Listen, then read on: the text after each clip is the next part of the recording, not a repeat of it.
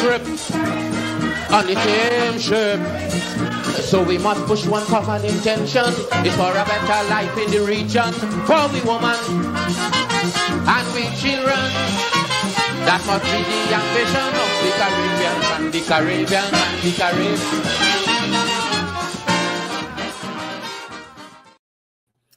And welcome to yet another edition of the Open Word podcast. Of course, on this podcast, we examine issues of our political economy and culture as they relate to Guyana and the wider Caribbean. And today we continue our series with Professor Clive Thomas, looking at Guyana's oil, as we call it here on the Open Word.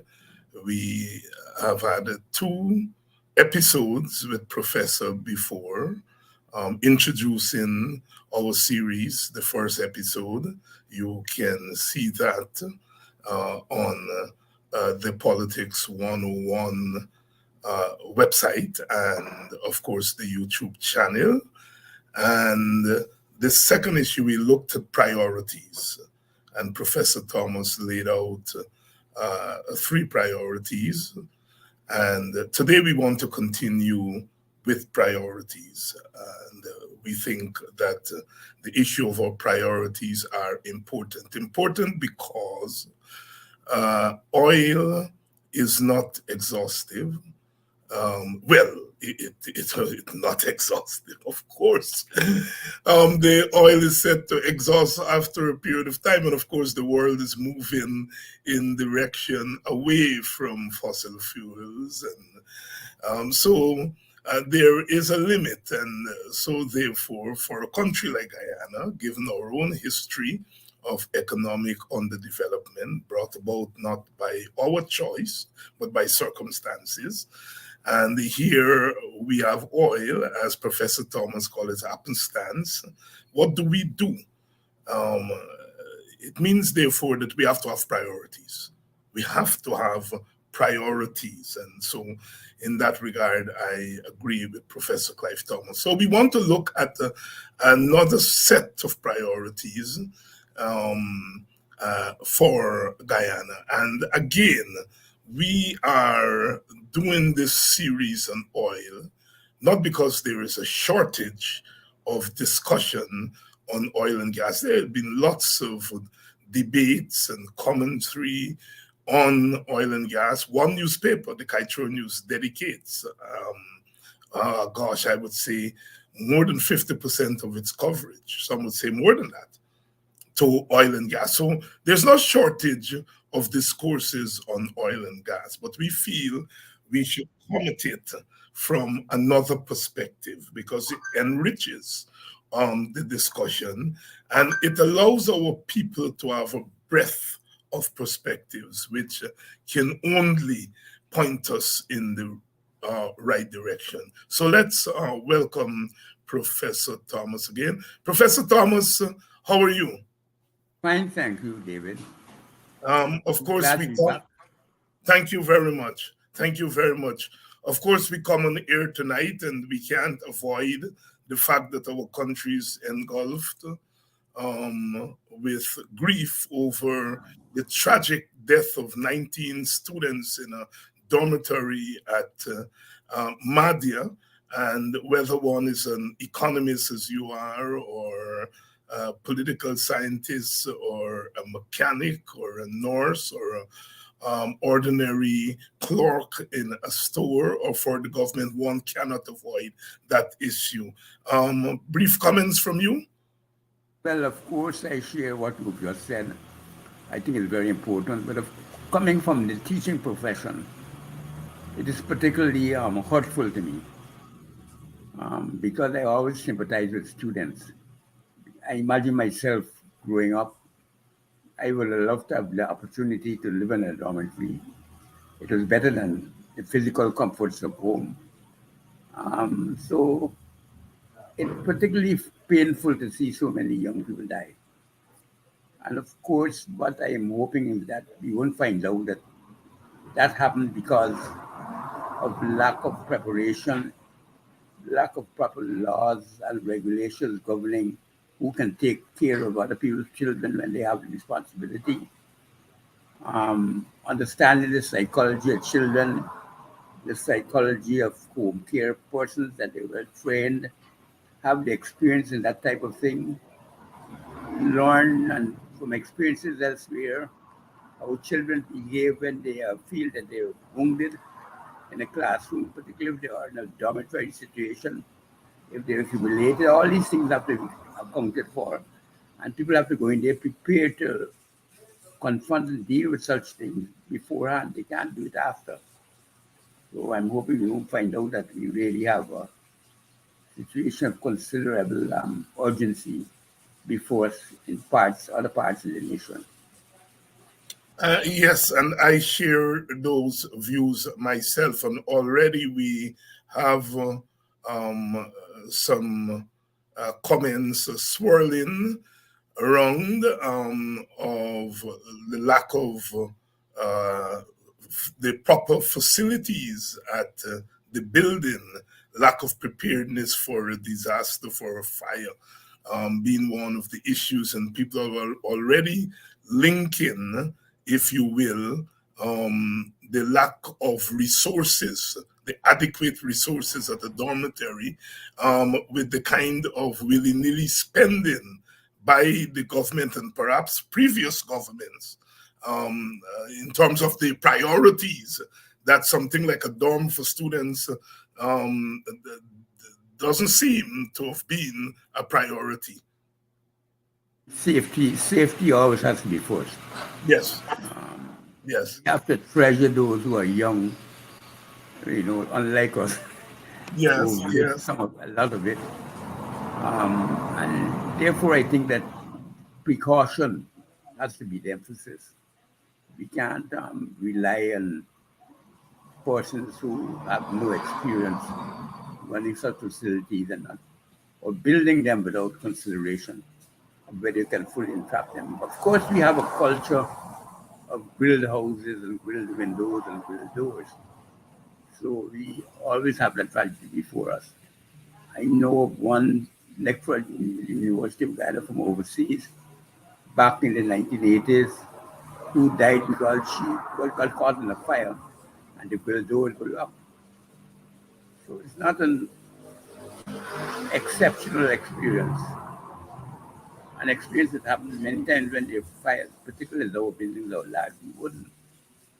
So I think it's something we have to be prepared for. Something we have to be prepared for. And as we prepare to continue our discussion today, I just want to pass on some greetings to you from Guyanese in the Washington, D.C., Maryland, Virginia area. I passed through there over the weekend. Well, I lived there because, my siblings, my mom, and so on, they're there. So it's like one of my homes. And I passed through there for a graduation of one of my nieces who graduated with something called, she did a master's in political management. And I passed through there. I think you already had the topic. Well, yes, that's why I mentioned it to you, because it shows how these fields are developing. Yeah. Yes. She did political management, a master's in political management, and I was there for the graduation, and I went out to a Guyanese function, met lots of Guyanese there, and my God, they're fervent listeners and viewers of our podcasts, our programs. In fact, some of the ladies were saying that they're going to blame me for their divorces because they can't get their husbands off the computer between 7 and 8:30 in the evenings. And lots of them had seen the first 2 episodes of our podcast, and they were particularly interested in the discussion we've been having. What really intrigued me is that these are not economists and so on, but they're into the discourses on oil, and they were telling me that they like the way in which you laid out the priorities, what should be the priorities, because they've been hearing that so much can be done and so much should be done. And the fact that you've begun to lay out priorities, they find quite intriguing. And one of those is your own brother. Yeah. in the area there. So I just want to pass on those well wishes. I hope he listening. Yes. So Clive, last week you laid out 3 priorities, and we want to continue in that vein. And one of the things I want to really press you on is the question of continuance. That, we have this problem in Guyana, the Caribbean, and I suppose most of the developing world, that one government begins something, and then a new government comes in, it scraps it and starts anew. Is that something we can afford to risk in this period of oil, or should we prioritize continuity in terms of our programs? We should prioritize continuity. And if I think we do that, we develop a system in which the governments themselves are not governing only for the period that they are the elected government, but they're governing with a sense of a perpetuity before them, a continuing upgrading of Guyana. I feel that vision is absolutely necessary. And that is why I take a very stern view and a very different view from those who see in this oil opportunity that Guyana faces something to denigrate. For the first time, governments elected by the people of Guyana, whether you like them or not, are given the opportunity with resources to build a different Guyana. By a different Guyana, a Guyana in which there is no poverty. We can eliminate monetary poverty. Poor people will always be with us in a real sense. Tragedies will always exist. But a substantial, enormous bulk of people in Guyana, at least 40%, who are unable to live at the levels that they should be able to live in a modern world in 2023 because they do not have monetary income. We can get rid of those people's plight right now with resources that we anticipate to 2040. And more importantly, that is why the window of opportunity that we talked about is important. Because the window of opportunity for having this oil being sold at a competitive global market and acceptable because it does not harm the climate by emitting carbon, and the carbon trade becomes a trade of disbenefit to most people, is just about 50 years. I have taken the view, those who are following the columns, that we have till roughly 2050, which will be the projected time frame from the United Nations and international energy, national and international energy agencies, that a transition will be made from fossil fuels to renewable forms of energy, and maybe other forms as well. But I think importantly for us, there's a transition to the renewables, and that is why I prioritize the investment in renewables as a priority investment. There's also an opportunity coming out of nuclear, but nuclear has a great disadvantage in that many people are scared of radioactive. The radioactivity of nuclear energy. From all we know about Hiroshima and the use of nuclear weapons and so on, it has built up a natural aversion to the use of nuclear power. But there's some bodies which anticipate that might be, over the very, very long run, the source of safe energy producing fuel which does not emit any carbon emissions at all. It's just the sun's energy you're using. So that is a long prospect we face. But starting with the priorities, the last time I emphasized or directed you to the use of the resources by, first of all, establishing a national bank, a national oil firm, a national company, and that company would take out shares to run and operate within the context of the oil companies that are producing oil. Remember, oil companies don't work under the laws of the public sector, they work under company law. So we can talk all we like about how and what they should do. They are regulated by the laws they are bound to, and that is company law. And Guyana has no right to interfere or intervene or interrupt or do anything but go by the guidance laid down in the company laws, and we can only do that, influence that directly if we are ourselves part of the owning group. So the company law also influences our participation in the production of oil. So we need to create a national oil company that insinuates itself into the ownership structure. We use the oil that we own to capitalize whatever value or shares that we have to pay for to become a partner in some of the operations. The second thing which I had recommended last week was the use of emphasis on research and development in the field of renewables. And I did that because I believe that there's no economy in the world that can develop sustainably without having an heavy investment in research and development. And if I had to pick any field that Guyana has capabilities in, not because it presently has the structure or capacity to do that, but because of the scale of operation and the cost of the technology, I would say renewables is the single best opportunity for us. Because the variety is so great, wind, solar, some of them might be very high cost, like hydroelectric, but many others require smaller scale operations to test it out.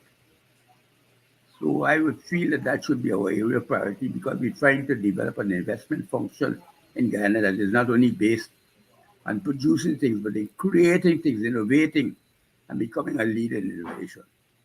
So I think that would be the second priority that I would give. A third priority, which I didn't mention last week, but which is important, that we continue to do some of what the present government is doing, or whatever government there is doing, just to give the continuity to the point we just raised. So that we see the vision of developing government as a vision shared by all governments, present and future. And when we develop a culture like that, we can talk about a Guyana or a Guyanese in a sustained way, with a vision of its existence where we're building on each other's capacity. One generation takes it on to the next and the next to the next. I think the opportunity for our generation is to eradicate poverty, and therefore that's where I feel we should divert our energies. And this has happened because, as you have said, I've called it happenstance. We didn't plan, there's no plan that we certainly, may be a divine plan for us to stumble upon the oil that we have. There's no human guarantee that could have happened. And the result, if we take it as happenstance, is a circumstance that gives us this opportunity that we should not lose. And that is what I'm trying to urge. The other thing is that the flows of the benefits from the oil is limited over the time horizon, because we would like the flows to be going on for perpetuity, but that can't happen because, as you said at the beginning, it's an inexhaustible resource. And we are facing the transition of energy away from carbon-emitting energy. So the opportunities have to be built up within that narrow time frame. 50 years is really not a very long time. That's 5 generations, five decades. And if we're going to do that in the space of 5 decades, we have to make sure that we make the best use of the resources. And that is why I'm hoping that we don't get carried away with vainglorious experiments because there's a tendency among what people call petro states, which we discussed last week, for the leaders to be so blinded by the power of oil that engage in all sorts of external adventures and end up putting their countries into really bedeviling situations that tends to reduce the possibilities of avoiding the petro state becoming a curse rather than a blessing or a benefit. And the other thing which I think is very important for us, because I don't think there's a sustainable future for Guyana outside of the framework of CARICOM. I always think that we have to have an initial platform for engagement with the rest of the world. Guyana by itself is too small. And you know, CARICOM has been my traditional entry into the region. Yes. Having contributed to the West Indian integration movement. And so I go back to that. And I feel that the flow of resources coming into Guyana over time will be erratic, but large at many, many periods of time. Large beyond the capacity of the government to correctly handle it. Because they won't have so much money, they won't know what to do with it. Because we're talking about going to maybe about 2 million barrels of oil a day in the late 2030s. And that multiplied by 70, 80, whatever you want to call it, 100. That's a lot of money for Guyana, even when you take out that our net revenue flows will be just 50% on average from that. So I feel that if that is so, then we should think of the Natural Resource Fund that we've created as a Caribbean fund. Okay. Where I think the investment goes back into building up the platform benefits to the region.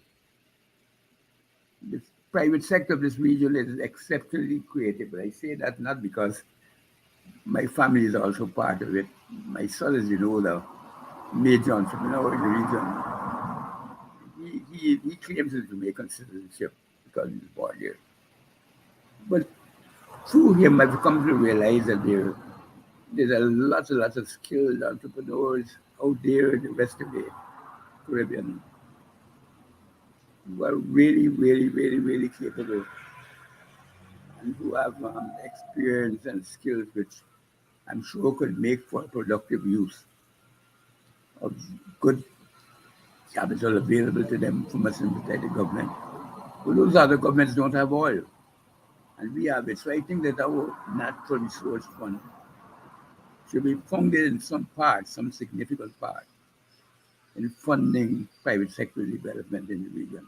I would not recommend government investment this time because I'm fearful that given the sort of relationships governments tend to have with each other in the region, the old boys network will lead to a lot of funding that cannot justify itself as being commercially beneficial to the fund. So that would be the other addition that the other priority. And let me press you a little bit on the Natural Resource Fund. You had some reservations of the way in which the fund was initially rolled out, and I want you to refresh us because it is very, very, very important. We've had two iterations of the Natural Resource Fund. The first iteration under the previous government, the coalition government, and then in 2021, the present government changed or overhauled, however you describe it, the original iteration. Tell us, first of all, your own critique of the initial rollout of the Natural Resource Fund. And second, how do you conceptualize a natural resource fund from a Guyanese/regional CARICOM perspective? I'll try and attempt both of those things. Yes. First of all, you have to recognize that every dollar you earn from oil has been earned from the sale of oil externally. And that's the benefit that comes from the rest of the world, or the persons who buy our oil to Guyana. If we hold that money outside our borders, we end up by lending that money in effect to the places where we hold it. Therefore, I have a fundamental difficulty with holding a reserve fund just for the sake of a reserve fund in any place or any part of the world where we don't benefit directly and fully from the use of the resources. The interest rate that is paid to us by the Federal Reserve System is a fraction of 1%. At least when we started, the interest rates might have gone up now. I haven't checked it recently. But it used to be a fraction of 1%. Surely we can do better with the money. So the problem that we have, of course, is that the international institutions, the IMF, the World Bank, they're all telling us the safest thing to do is to put your money in a sovereign wealth fund. But the sovereign wealth fund becomes the owner of the capital, and it becomes integrated in their system. They run the rules of the international capitalist system. When the sovereign wealth funds of Saudi Arabia or Qatar, wherever it is, run into conflict with the US, they lever their resources against it. So we're entering into a world in which we don't have control because we surrender the control in search of a piece which they never really give us, and freedom to use the money as we like. They always constrain it by putting regulatory conditions on the investments by foreigners in their country. And I don't mind them doing that because that's their responsibility. We don't do that in Guyana. That's our fault. But to put a sovereign wealth fund, I feel, of such immense magnitude, several times the GDP of Guyana, to earn less than a fraction of 1%, and sometimes a fraction of a tenth of 1%, is, to my mind, criminal abuse. And that is why I feel that we have to reconceptualize it. And if we need to put it externally because we want to share the risks and the problems, what would happen if it all were in Guyana, and Guyana had, say, a tragedy in a scale of what happened with the Mahajir students, something national of that type, we won't be able to use it to solve the problems. But we can always put it in a region, and with skillful administration, knowing full well why we're doing it, skillful diversification, with strict attention to profitability and returns on your investment, without selling out the country by giving their friends and pocketing the difference, we can ensure that we have a fund where we can always have emergency funds if we needed it. And that's and the point. That money is now hostage. So if, for example, we insist on the unlimited liability, you know which money going first? You know which money is going first? Our money. Pay, of course, the people will take liens against the deposits we have in the United States. That's where we keep the bulk of our assets. In a natural resource fund, could you imagine it? Do you think Trump would tell them no? I don't want to call any name. Right. I can't imagine he said these shithole countries cannot force us in any liability like that. So you're advocating that if it must be external, it should be regional. It should be regional. It doesn't have to be 100% regional. It could be 80, 90, I don't know. But it should be principally focused on the region. On the region. Professor Clive Thomas. Yes. Professor Clive Thomas here giving us another perspective on how we should conceptualize the natural resource fund, where the money should be. Should it be in the United States of America, or should it be in our own country and our own region? Professor Clive Thomas, two things. They say that if you put it in the United States, there you're avoiding corruption in your own country? That the insinuation is that we are too corrupt to have the money here. Respond to that. I never viewed my people as being more corrupt than others. Yes. I mean, in fact, to the contrary, I grew up thinking of all the smart men in the world as Americans. So I have a sense of crime has been an American pastime. I saw too many movies growing up. So my vision of our people is that they are no more criminal than anywhere else. There may be corruption, there is, and that I have no doubt because I've studied it. Yes.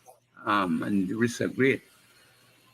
But that is where you need careful and skilled management, where you need total commitment on the parts of all the governments, present and future, all contending political forces, to shape an agreement that allows us to envisage that this will be the normal practice for the country.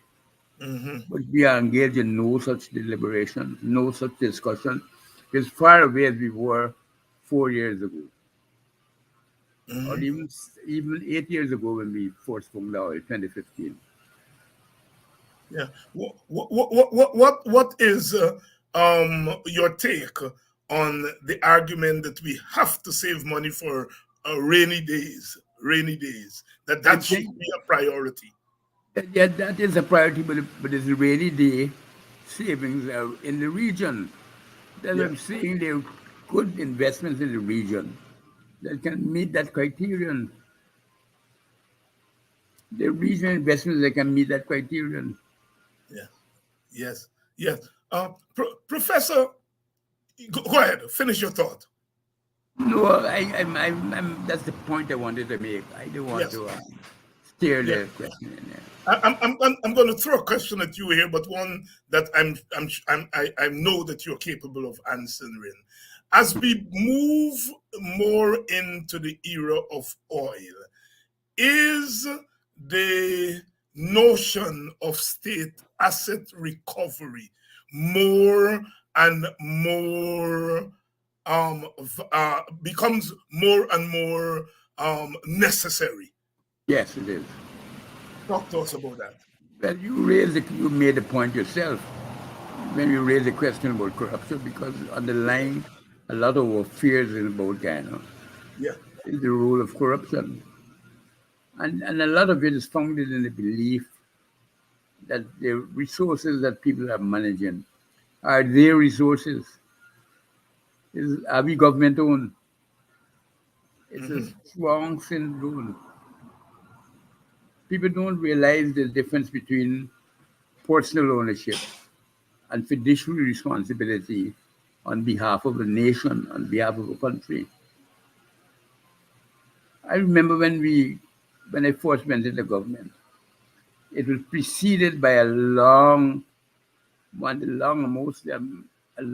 very intensive evaluation of the future of the sugar industry.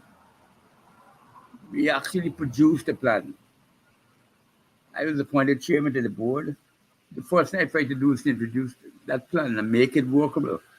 Because every single Guyanese that had something to contribute to sugar contributed to the formulation of that plan. I've never heard a word about it since. And the government itself that helped promote the idea of the plan through an investigative committee abandoned it from the very first. They didn't know what we're doing. They never told us to do that.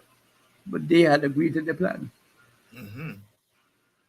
So the issues of responsibility and the management of resources and the responsibility they're undertaken on behalf of the people of Guyana are not given always the importance that we sometimes expect of it.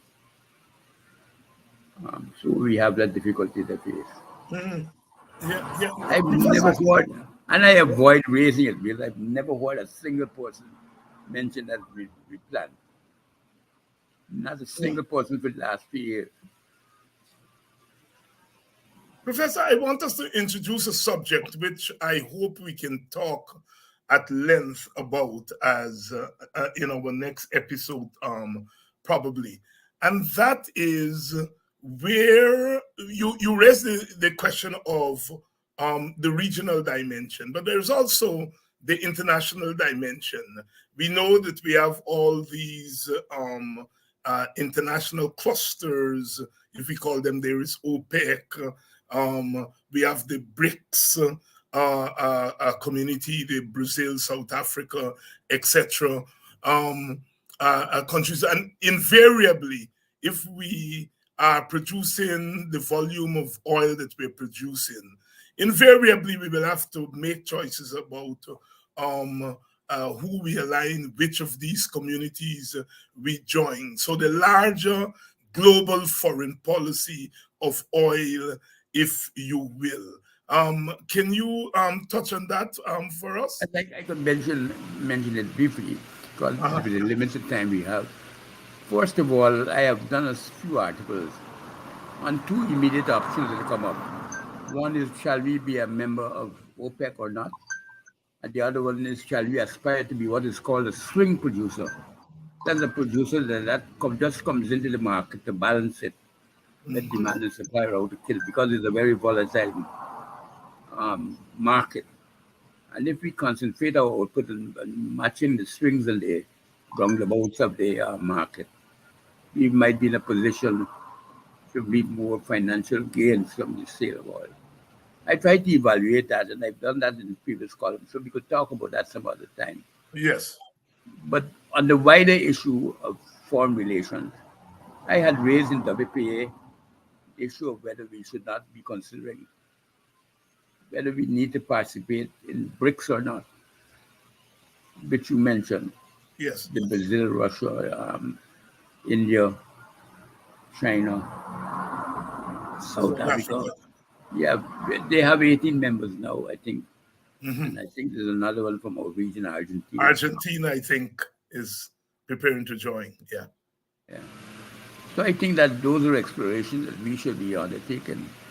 Because remember, Guyana participated as a member of the small island territory countries. Are we not an island? Right. In fact, we said we're an island surrounded by land. Yes. As an excuse to get in there. But it means, what I'm trying to get at is, I think it's important for us to support a multipolar world. And that is because we live under the shadows of a hegemon. And we need to have the flexibility of our relations so we don't become what is called a client state. We expect them to perform in an obedient way every time. So that will be my preference. I feel we have to recognize that we live in the Western Hemisphere that has its constraints. So I think we should still support diligently and always in principle, and always with our national interest as priority, a more multipolar world, and to support progressive things. Because you see, the future of oil is being reduced to 50 years, mainly because of the past behavior of Europe and America. It is not ordained by nature that should have been the situation. But that situation will be created by the past industrialists, and to some extent by the leading ones now today. So we can't become the victims of that. We have to find a path as a small, poor country where we satisfy the immediate needs that our national interests dictate. Our people dictate that we get them out of poverty, and then use our influence and leverage to promote a multipolar world where we would not allow such inequities to regenerate themselves over the future.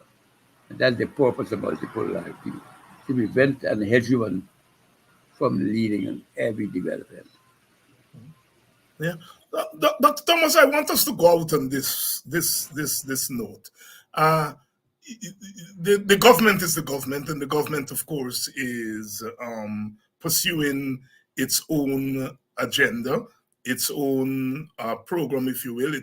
It says it's a government by its manifesto. Its manifesto. And recently, the main opposition party, the PNC, its leader was asked about its plans for oil, and he said he wants to lay out his plan in time for the next general election.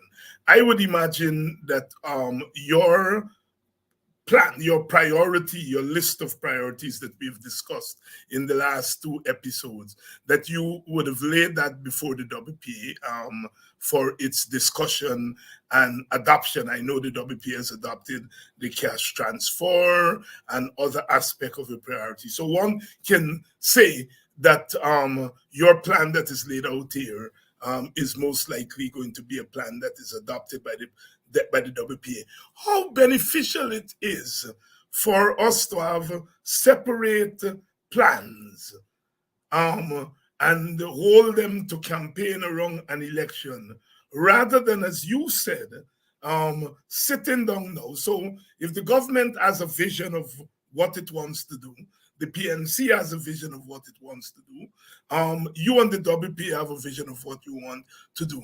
How can we not benefit from, I don't want to use the term summit, but can we not benefit from a coming together of these various visions and plans and have a kind of national, inclusive national vision for oil? Comment on that for me. Yeah. It is a priority, but it's difficult. Well, it's difficult to achieve. Yeah. And even more difficult to implement, because I think I told you about the sugar. Yes. Everybody agreed that we should have this sugar commission, and every single person, despite their political type, every senior significant manager living in Guyana and under overseas came back to participate in that commission inquiry. So it was a really thorough job, and there were very few things I participated in that was so complete and thorough. And nobody knows where the plan is now. Mm-hmm. I've never heard one word mentioned of it. It never came up when they were discussing the concerns that the people were raising about the plan, when they themselves have to shape the plan. Yeah. Everybody agreed in it, but once it gets into the execution stage, then people began to blame each other. Yeah. So I don't know if you'll get something going like that in the like that. Yeah. Professor Thomas, as a boy coming in to politics in the mid 1970s, one of the first concepts that I was introduced to was something called Bread and Justice, and I have it to this day, my copy of that pamphlet that you did for and on behalf of the WPA. Is the notion of bread and justice still relevant in the era of oil? And that's my last question to you for today. Of course, I mean, everything that I write, I think, is an evolution of my thought. Yeah. It's shaped by the circumstances of the environment as it develops, shaped by new developments within Guyana and within the rest of the world.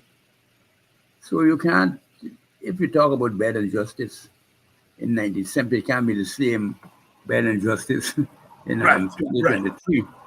Because if you're doing that, then you are denying the main methodology of your thinking. Yeah. That things develop dialectically. So it cannot be the same. Right. So you have to look at the new tendencies, the new formations, the new issues that develop over time and try to interpret them. Try to set new goals that will allow people to allow the country to escape the fundamental constraints it faces from time to time.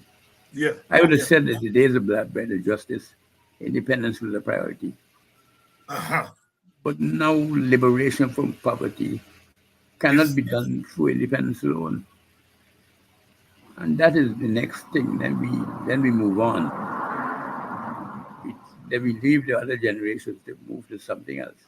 To something else. And I'm so glad that you that you, in a sense, made that comment, because of the recent critique by one or two people who were saying that here is this dependency on the development theorists of the 1970s, quote unquote, singing another song in 2023. So I'm very glad that you talk about the evolution of thought and bringing thought into harmony with the change situation. Yeah, say that again. And the realities of the day. The realities of the day. Professor Clive Thomas speaking to us here. Thank you, Professor, for weighing in today on these issues. I dare say, you know, my first visit to Jamaica, 30 odd years ago, I stayed in a home, and the mother, when she heard I was from Guyana, she said, "You know, Professor C.Y. Thomas?" I said, "Yes, he's my colleague." She gave me a big hug. She said, "He was my teacher at UWI, and you Guyanese don't know the treasure you have. Why don't you all send him back to Jamaica? Because you're all not making use of him." I wanted, that was, I think, 1992 or 1993. I made my first visit to Jamaica, and I always remember that. Our own treasure, Professor Clive Thomas, and we here on the Open Word on Politics 101, we are making use of this treasure. Professor, thank you, and see you again next week for another edition. Professor Clive Thomas there, of course, in his own way, analytical, clear, thoughtful, biting, even when he's critiquing. I hope that we would have learned something, because knowledge and ideas is one of the things that I have learned from Professor Clive Thomas over the years of association, that he says very often, ideas matter. Ideas matter. And I hope we have contributed something to the flow of ideas around oil and development. Thank you. Until the next time. One race from the same place that make the same trip on the same ship. So we must push one common intention. It's for a better life in the region.